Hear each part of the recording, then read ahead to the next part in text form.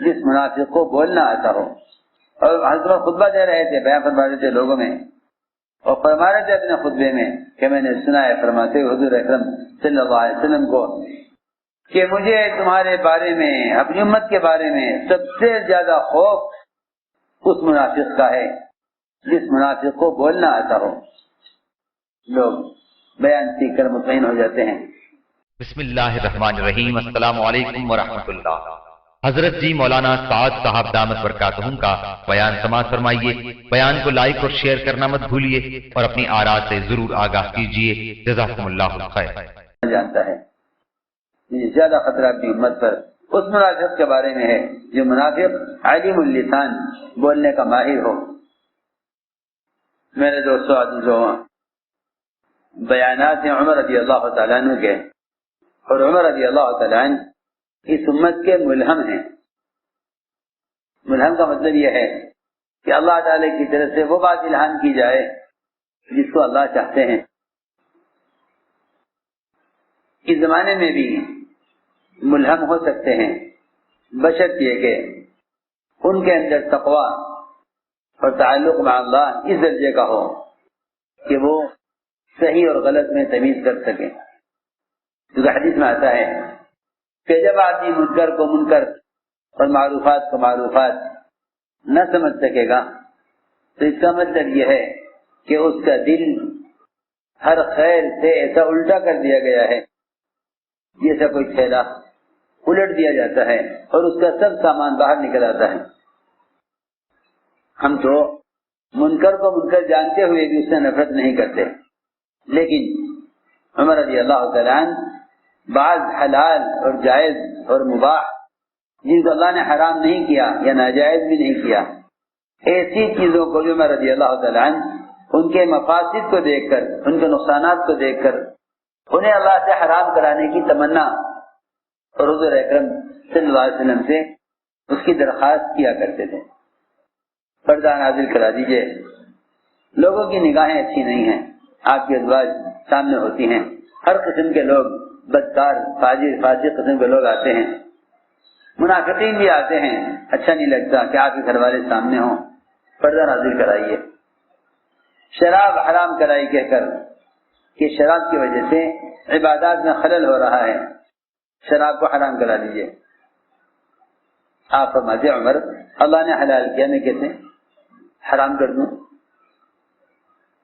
کتنے مواقع ایسے ہیں کہ عمر رضی اللہ تعالیٰ عنہ اپنی تمنا آپ کے سامنے ظاہر کر کے ہٹے نہیں کہ اللہ تعالی کی طرف سے حضرت عمر کی چاہت کے مطابق حکم آ گیا. وہ ہے عمر رضی اللہ تعالیٰ عنہ.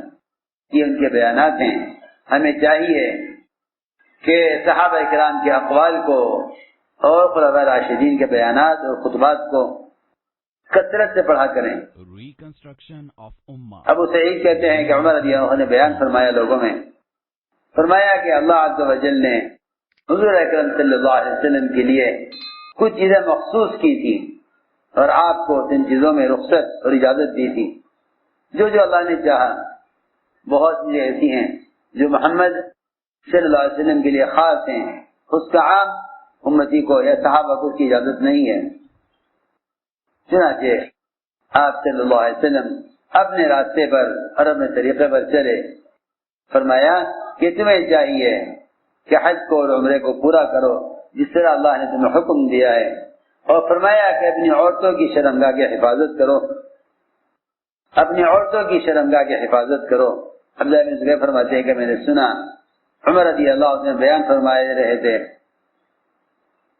رہے تھے کہ انہوں نے سنا حضور اکرم صلی اللہ علیہ وسلم کو فرماتے ہوئے کہ جو شخص دنیا میں ریشم پہنے گا اس کو آخرت میں جنت کا لباس نہیں پہنایا جائے گا. تو آخرت میں ریشم نہیں پہنایا جائے گا، بلکہ بعض صحابہ دعا کیا کرتے تھے کہ اے اللہ تو نے ریشم کو پیدا ہی نہ کیا ہوتا. کیونکہ لوگ کہتے تھے کہ اگر تانا بانا ملا ہوا ہو ریشم اور غیر ریشم تو گنجائش، وہ کہتے تھے کہ نہیں، اللہ نے ریشم پیدا ہی نہ کیا ہوتا. جس چیز کو اللہ نے بعد میں حرام کیا اللہ اس چیز کو پیدا ہی نہ کرتے. صحابہ حرام سے ایسا بچتے تھے کہ وہ تمنا کرتے تھے کاش یہ چیز پیدا ہی نہ ہوتی۔ عبدالرحمن بن عوف کے آزاد کردہ غلام میں فرماتے ہیں کہ وہ عید کی نماز میں شریک تھے حضرت عمر کے ساتھ۔ عمر رضی اللہ تعالیٰ عنہ نے خطبے سے پہلے بغیر اذان اقامت کے عید کی نماز پڑھائی، پھر بیان فرمایا بیان میں ہے لوگوں، حضور اکرم صلی اللہ علیہ وسلم نے ان 2 دنوں میں روزہ رکھنے سے روکا ہے، ایک عید الفطر میں، دوسرے عید الاضحیٰ میں، جس میں تم گوشت کھاتے ہو۔